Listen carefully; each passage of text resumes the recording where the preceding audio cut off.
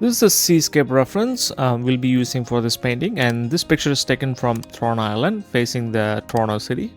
And you can see this is a really nice reference because it has a really nice contrasty foreground element, and the midground element has this interesting tree structure. And we also have a really nice background as well, and which goes in distance, and it also creates this beautiful depth from the foreground all the way to the background. As for the supply goes, I'm using Bowang watercolor paper 300 GSM. You can use any watercolor paper, make sure it's 300 GSM.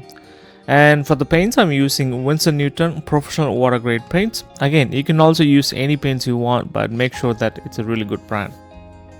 So before I start my sketching, I also think about my seascape as well. So what I mean by that is thinking about how can I simplify my seascape painting as well as try to capture the essence of the scene. When you look at the reference, the main subjects are the midground, the tree, as well as the shadow which is casting on the water.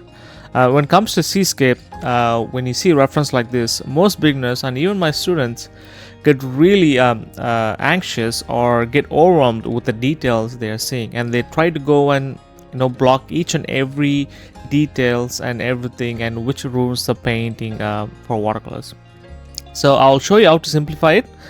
And for the first wash, I'm using cobalt blue, and this is kind of a wash. I'm gonna bring it all the way down, making sure to leave some white bits for the CN tower. Being said that, because there's a little bit of white bits around it, so I want to make sure to capture the CN tower.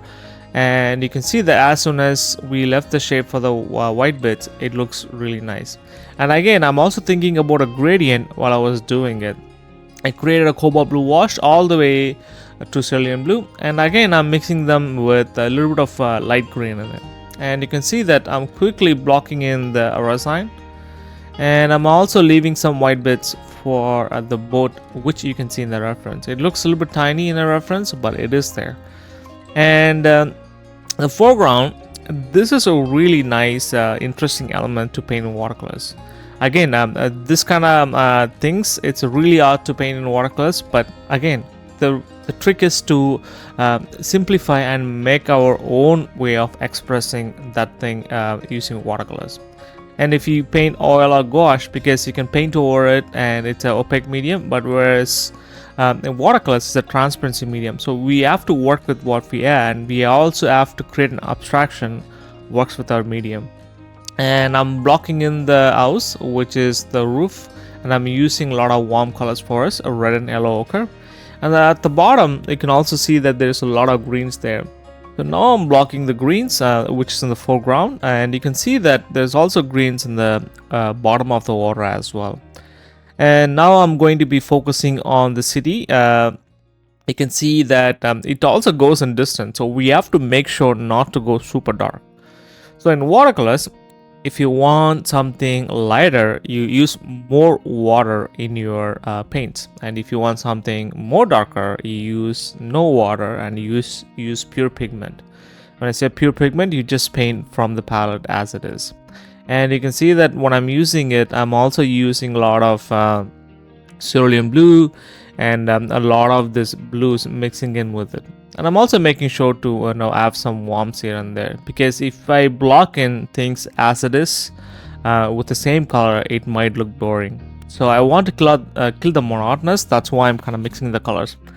Again, when I'm painting the background, this is one thing you have to keep in mind, is to keep it simple, not to overdo it. Just block as fast as you can.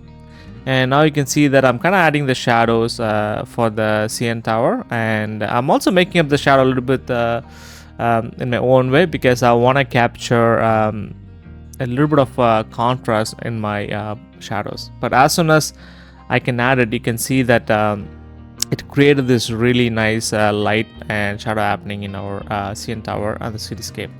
For the city, I'm just going to leave it as it is. Now I'm going to focus on the tree. And there is also a lot of warmth in my tree, and again, when I paint the trees, as simple as I can without thinking about all the leaves in my trees, just thinking about just in one single shape. And it is surprising that when you see the reference, it kind of looks more bluish, but in my painting I kind of making a little bit warmish. So when I see this reference, when I took this reference, there's a lot of warmth in it, but my camera kind of captured, my cell phone kind of captured this little bit of a bluish filter on it, but in reality there's a lot of warmth in the scene. Again, like, you can change your colors as much as you want, but if you match the lighting and shadows with nice values, and everything will work. So now I'm focusing on this house. I'm saying it house, but it's not a house. It's a burger shack, which is in Tron Island. People go and have some beer or snacks or whatever they want there. So again, this is our main important tree, and I'll start with a little bit of warmth in the top of the tree, and in the middle I'll mix some colors to increase the pigment consistency, and I also have color variations. At the bottom I'm going to increase the pigment consistency with a lot of a burnt amber and sepia in it, and you can see that I'm also using wet on wet. I'm also putting some yellow ochre here and there. Then I'll bring this tree all the way down at the bottom, and I'll combine it with the shadow and everything in it. And at the bottom I'm using neutral tint and a little bit of French ultramarine blue. I should have used French ultramarine blue, but I used neutral tint for it. Again, it looks super dark now, but this will go a little bit lighter once it dries out, and you can see that once it dries out, the darker values kind of doesn't exist at all in our trees. So now I'm adding some details for my city in the background, just to bring back the shadows on the city, because it looked really flat. And now I'm adding going to add the boat, which is in the near the tree. And again, I'm making the boat a little bit bigger because it's super tiny in our reference.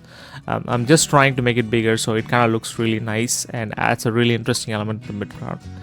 And the greens we added at the bottom, I'm going to add the shadow side for it, and I'll just mix with the top part of the shadow as well. I'm also, when I'm adding the shadow, I'm trying to think about having different colors as well. I'm just not painting one color with watercolors. And that's the other thing I also noticed with a lot of my students or beginners. They use only one color in their painting. When you paint, it's really hard to mix watercolors, but if you mix it, it looks really nice. So these are the tires which they both the docks to, and I'm adding that as well. And now you can see that it's already looking pretty good, because we mapped all the elements in our scene. And you can see that I kind of moved things around. The CN tower was sitting on the tree. I moved it a little bit toward the right, and even the buildings there I kind of made a little bit bigger. And now let's add the water, the seascape. This is the most important part. So I'm going to start with the cobalt blue at all the way at the horizon, and at the bottom I'm going to bring with the cerulean blue, and I'm also going to use a lot of water as well, and I'm putting a little bit of cobalt blue at the back. And again, when you do this, this is a really tricky part, because we have to judge the value really properly when I'm doing this. And before it's drying out, once the paper is wet, I'm going to add some darker value where the trees are sitting and where the board are sitting, and I'm just going to bring it and I'm going to blend with the green in the foreground. So now I'm going to add the shadow for the tree, and while it's wet, and it have to be a little bit darker, and it should have less water in your brush. And you can see that we kind of able to capture the reflection pretty good. It took only like maybe 30 seconds for us, but we kind of able to capture the seascape, and you can see that it started looking good already. And when you squint your eyes, when you see the reference, and when I see my water, I also sprayed some more water so it bleeds and comes down. I'm taking a clean brush and getting rid of some of the paint in the foreground, so it kind of gives this perspective of depth, and everything goes in distance. And you can see that I also blend the tires within the water itself. So now this is the last part. I'm just going to use the darker water, which is in the foreground, which also helps to create a really nice contrast and value as well, a darker value. So for this, I'm using French ultramarine blue, and just by adding that, it also gives a really nice foil for the moss which is sitting on the water. This is how the painting looks like now at the end, and you can see that we capture the seascape with the essential elements in it. And if you squint your eyes, and you can see that it has a lot of values from lightest light and the darkest dark, and you can also see there's a lot of colors, and we also capture the reflection really simple as well. And usually after I finish it, I'll take my work and add some more details. But now it's your turn. Take my reference and use the techniques I've showed today and apply on one of your seascape painting, and let's see what you can come up with. Thank you once again for watching this painting tutorial. Please feel free to share your thoughts on the video in the comment section below. If you have any other watercolor related topics you'd like me to cover, reach out to me at watercolorimpressions@gmail.com or leave a comment down below. Don't forget to give this video a thumbs up and be sure to hit the subscribe button to become a part of our learning community. By subscribing, you'll receive weekly upload notifications and stay updated on our channel and share with your fellow artists, friends and family. And good luck with your painting, folks.